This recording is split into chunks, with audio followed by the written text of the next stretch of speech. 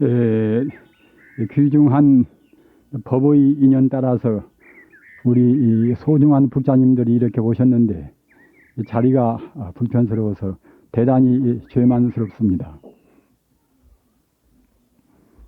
오늘은 우리 불자님들을 대상으로 한 그런 법문도 되고 또는 이미 인연이 금생에 다해서 유명계로 가신 그러한 영가님들을 전도하는 그러한 법회입니다.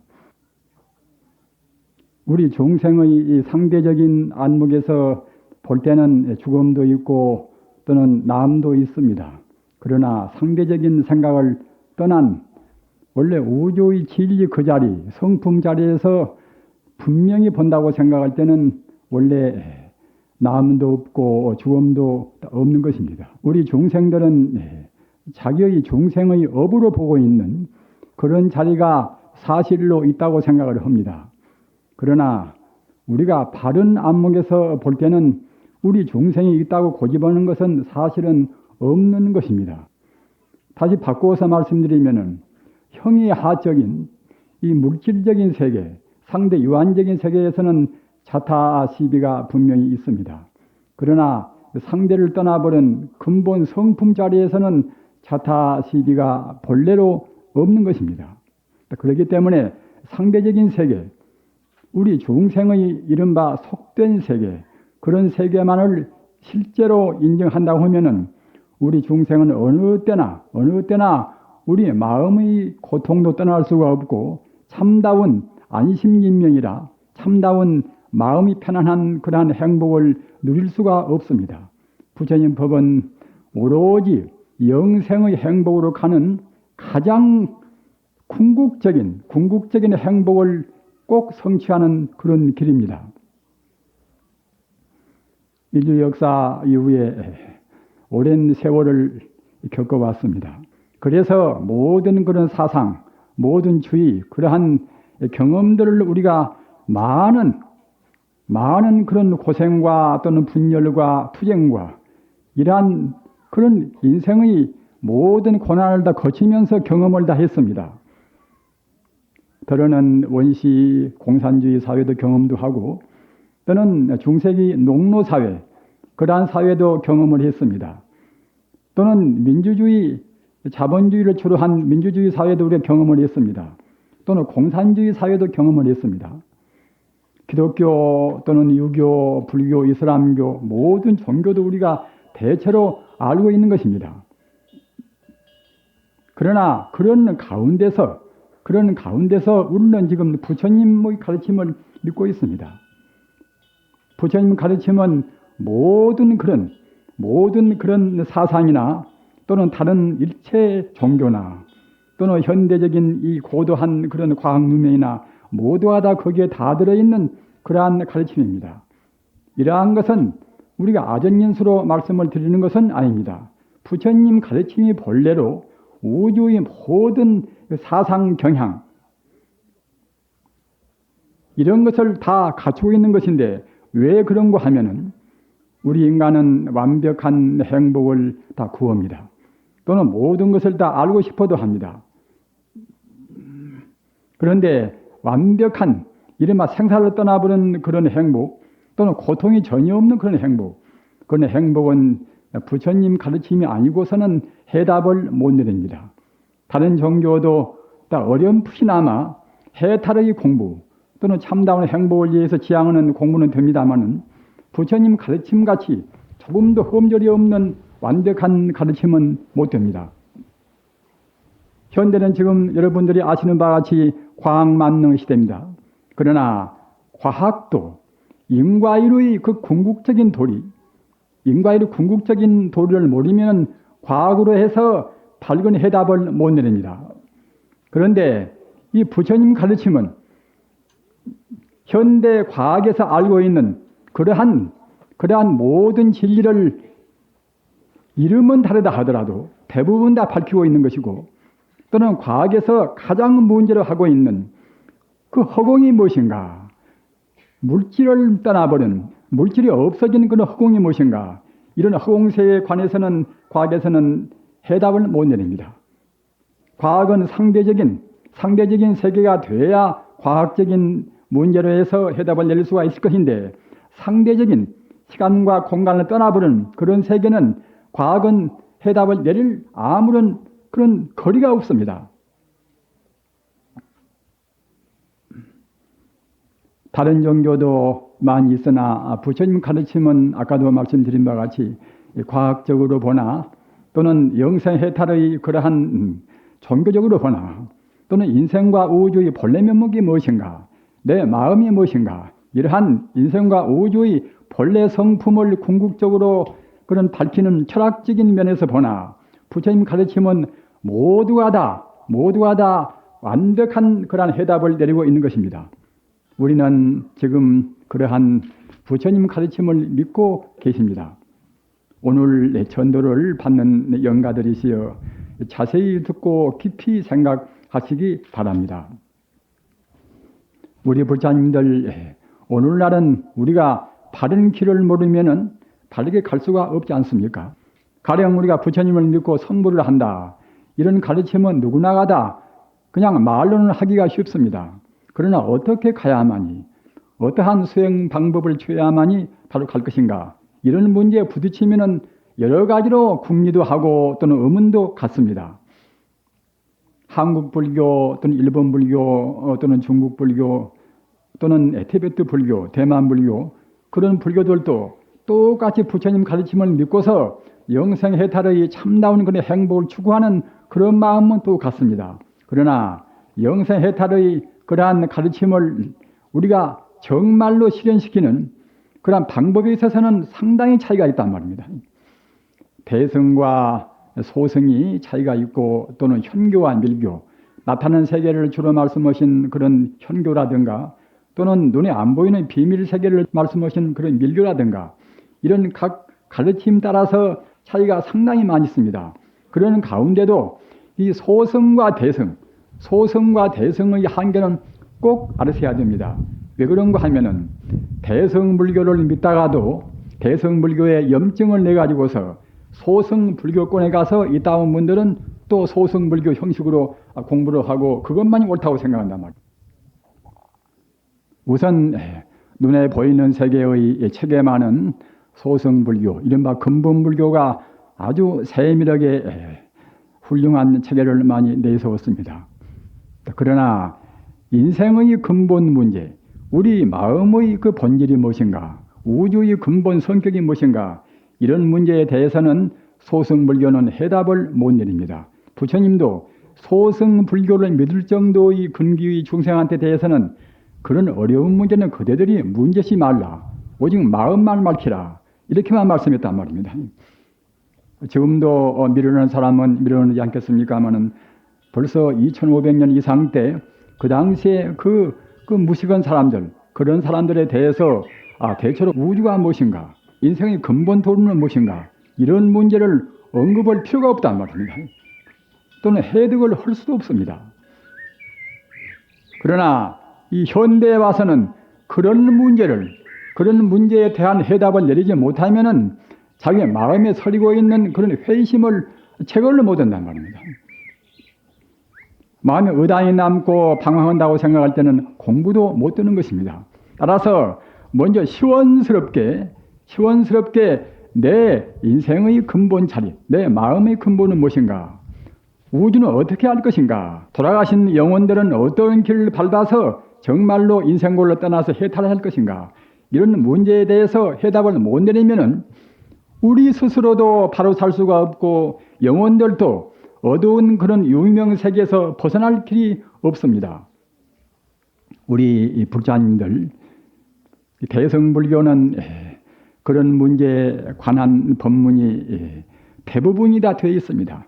화엄경도 마찬가지고 능엄경도 마찬가지고 또는 법화경 또는 열반경, 대일경 다 그렇습니다.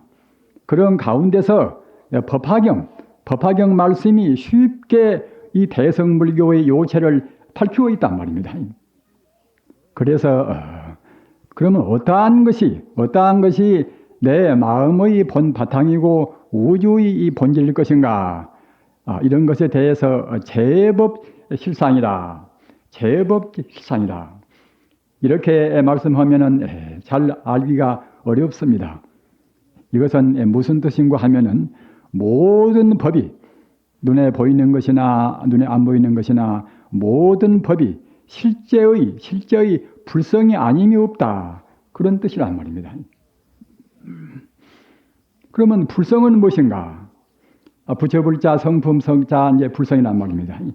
불성을 또 우리 마음의 본질이라는 의미에서 부처불자, 마음심자, 불심이라고 말도 합니다. 그 불심은 무엇인가? 우리 중생이 지금 알 수가 없단 말입니다. 우리는 우선 지금 내 마음이 무엇인가? 이런 것도 알 수가 없습니다. 모양이 있는 것이 아니기 때문에 자기 마음을 분명히 느끼고 그 마음 때문에 생각도 하고 말도 하지만은 그 마음이 무엇인가는 우리가 어떻게 잡을 수가 없습니다. 그래서 소승불교의 그런 한계 내에서는 마음이라는 것은 이것은 무상한 것이다. 또는 밖에 우리가 모든 대상을 느끼는 것도 모두가 무상한 것이다.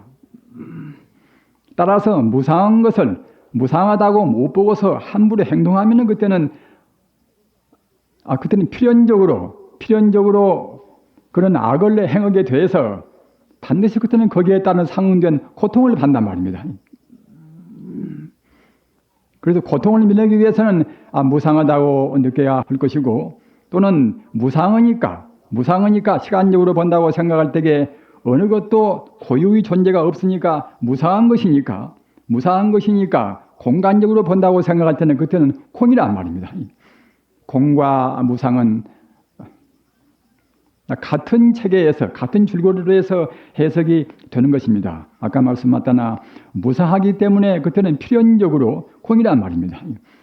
보통 무상하다 그러면 덫이 없다, 허망하다 이렇게만 생각하지만은 또 구체적으로 말씀드리면은 어느 것도 어느 순간도 같은 것은 존재할 수가 없다는 그런 뜻입니다.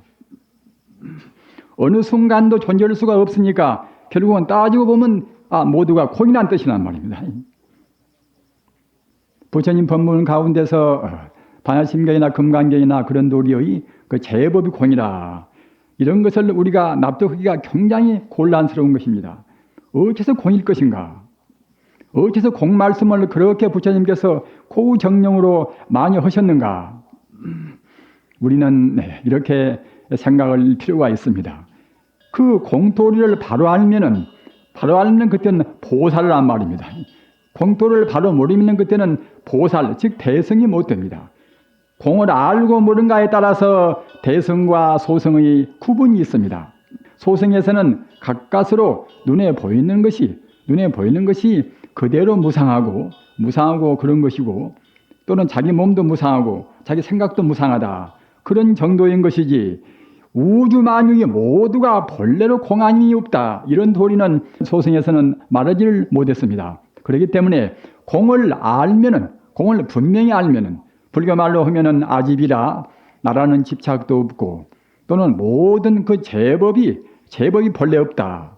그런 법집을 떠나버린 그러한 깨달음을 얻는다고 생각할 때는 그때는 참다운 대승인 것이고, 방금 말씀드린 바와 같이 자기라는 집착 또는 모든 존재의 그러한 실성을 그대로 집착하는 그런 것이 있다고 생각할 때는 그때는 대승이 못 되고 소승이 되는 것입니다. 소승에서는 현대 우리가 갖고 있는 그러한 그런 의문이라든가 현대적인 이 정보화 시대에서 가질 수 있는 그런 문제의식, 그런 것은 우리가 풀어갈 수가 없습니다. 따라서 우리 불자님들은 그 공도리를 깊이 음미를 하셔야 됩니다. 공을 모르면은 방금 말씀드린 바와 같이 대승이 못 되는 것이고, 대승이 못 되면은 자기 존재의 그런 실성을, 참다운 성품을 모른단 말입니다. 내 마음이 무엇인가도 소성 차원에서는 해답을 못 내립니다. 대승이 돼서 우리 마음의 본체는 아집이나 법집을 떠나버린 사람들이 비로소 경험할 수 있는 친여 불성자리, 그 자리가 되어야 비로소 자기의 본래 면목, 자기의 본질을 안단 말입니다. 우리 불교인들이나 일반 대중이나 특히 우리 한국의 지금 어려운 경제 공황의 이런 어려운 시기라 할지라도 우리가 얼핏 생각할 때는 이렇게 어려운 시기에 우선 경제가 풍족하고 생산을 많이 하고 수출을 많이 하고 이러면 되는 것이지 그런 어려운 까다로운 법문이 무슨 필요할 것인가 이렇게 되나 사실은 그렇지가 않습니다. 경제 파탄이 되고 우리가 사는 그런 생활이 세 가지 고해를 면하지 못하는 그 근원적인 원인은 역시 우리가 바로 보지를 못한단 말입니다. 우선 자기 자신도 모른단 말입니다. 자기 자신을 모르거니 다른 사람하고 나하고 바람직한 그런 관계성도 모릅니다. 또는 물질이라는 게 대체로 어떤 것인가? 물질에 대한 바람직인 그런 여러 가지 그런 그 제도적인 그러한 체계라든가 그런 것도 알 수가 없단 말입니다. 또는 인간 사회에서는 어떠한 사회 제도를 만들어야 할 것인가? 그런 의심도 풀 수가 없단 말입니다. 이런 것 저런 것이 우리 인간이 느끼고 있는 모든 문제가 아까 말씀드린 바와 같이 인생이 대체로 무엇인가? 우리 마음은 어떤 것이고 이 물질이라는 것은 어떤 것인가? 모든 존재의 근원적인 문제를 알음으로 해서 비로소 그야말로 홍로점설이라 뜨거운 화루에 눈을 던지면 그냥 금시에 녹아버리듯이 그와 같이 자기 본래 면목만 분명히 안다고 생각할 때는 대성적인 도를 안다고 생각할 때는 모든 문제가 그냥 금시에 해결이 되고 맙니다. 오늘 전도받는 영가들이시여 영가들도 과거 전생에 그런 대성의 도를 모르기 때문에 말도 빗나가게 말을 하고 행동도 빗나가게 하고 생각도 빗나가게 하고 그렇게 해서 업을 많이 지었습니다.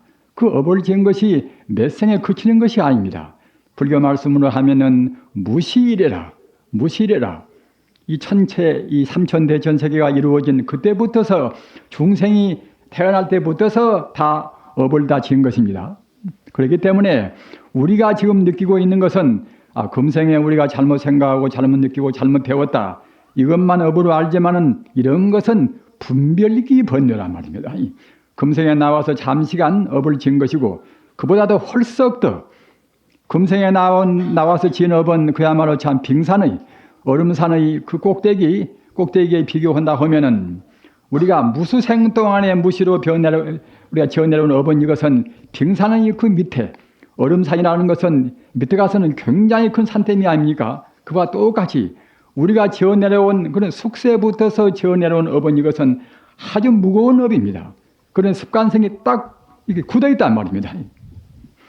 그러기에 금생에 부처님 말씀을 듣고 또는 법사님들 말씀을 듣고 한다 하더라도 그렇거니 진작은 된다 하더라도 우리 업이 당장에 녹아질 수가 없습니다.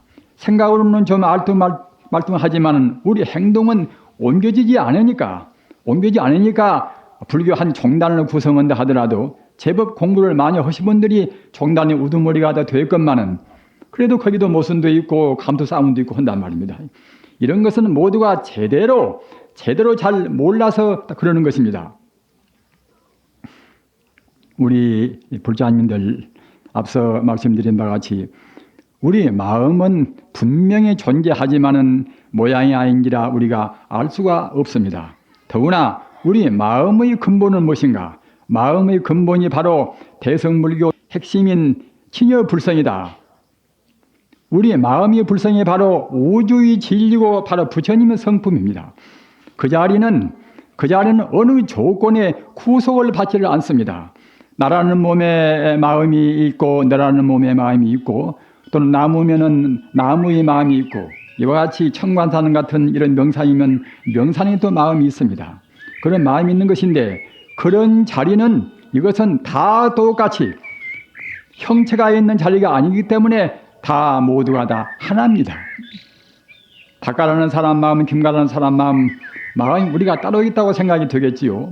몸 따로 있으니까 마음 따로 있다고 생각이 되겠지요. 그러나 마음은 물질이 아닌지라 모양이 없으나요.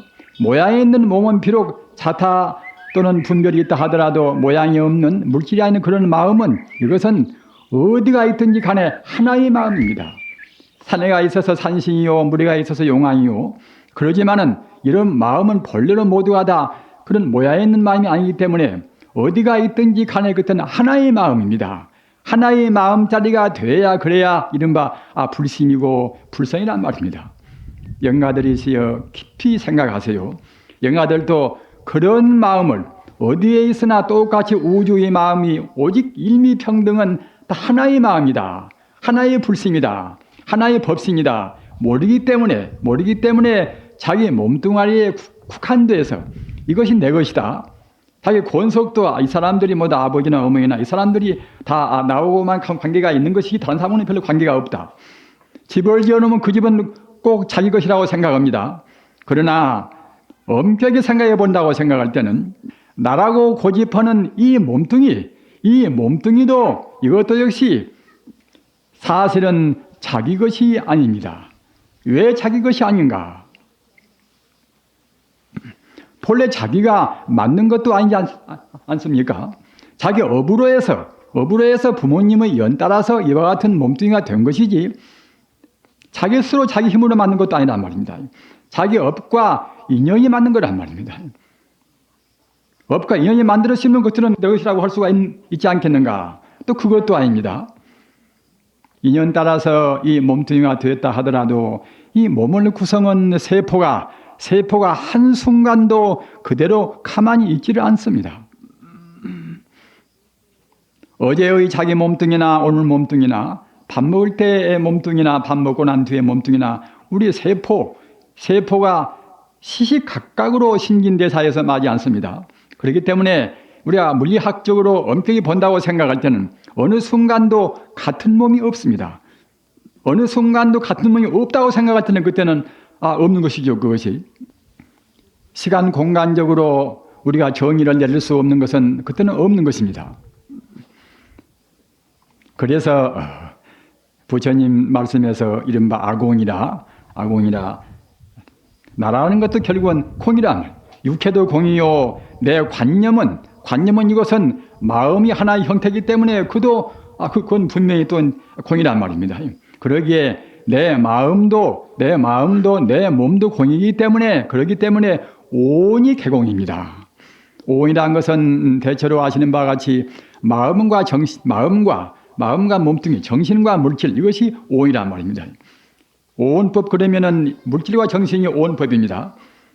그래서 오온 개공이라 본래로 진리 자체가 오온이 다 비어 있는 것을 우리 중생이 번뇌에 가려서 잘못 보니까 오온이 있다 한단 말입니다. 산이요 내시요 하늘에는 달이요 별이요 모두가 다 오온으로 구성되었습니다. 우리 불자님들 생각하시기는 그런 문제는 굉장히 어려운 그런 본질적인 그런 철학적인 문제이기 때문에 우리 일상 사람들은 몰라도 무방하지 않겠는가 이렇게 생각도 하실 것입니다. 그러나 그것을 모르면은 대승을 모릅니다. 대승을 모르면은 자기 번뇌를 떠날 수가 없습니다. 보통 듣기 좋은 인가 법문이라든가 또는 상식적인 법문이나 하시면은 듣기는 좋겠지요. 그러나 그것이 필요 없는 것은 아닙니다. 그러나 그런 상식적인 법문 이것은 대성으로 가는 길잡이는 돼도 그것이 해탈의 법문은 못 됩니다. 우리 인생고를 떠나게 할 수가 없습니다. 영가들이시여 자세히 듣고 깊이 생각하십시오. 우리 사람이 죽어지면은 그냥 천상이나 극락세계로 바로 갈 수가 있는 것이 아닙니다. 금생에 어떻게 마음을 썼던가, 금생에 우리가 사는 것은 모두가 다 아까 말씀드린 바와 같이 자기 몸뚱이에 집착하고 자기 권속에 집착하고 또는 물질세계에 집착하고 또는 여러 가지 그런 지위나 그런 명예에 집착합니다. 그런 것들이 갑자기 우리가 죽었다 하더라도 우리의 마음까지 죽은 것은 아닙니다. 마음은 물질이 아니기 때문에 마음은 그대로 살아있단 말입니다. 그 마음에 가서 우리 업이 다닥다닥 다 붙어 있습니다. 한도 끝도 없는 과거 무수생 동안에 나고 죽고 하면서 그때 지은 업들이 우리 마음에는 다 붙어 있습니다. 그것이 이른바 불교 말로 하면 업식이란 말입니다. 영가들이시여 영가들은 지금 업식을 가지고 있습니다. 업식을 떠나지 못하면 극락도 못 가는 것이고 업식이 깃들면 천상도 못 가는 것이고 또는 더 짙으면 인도 환생도 못 옵니다. 사람으로도 못 태어납니다.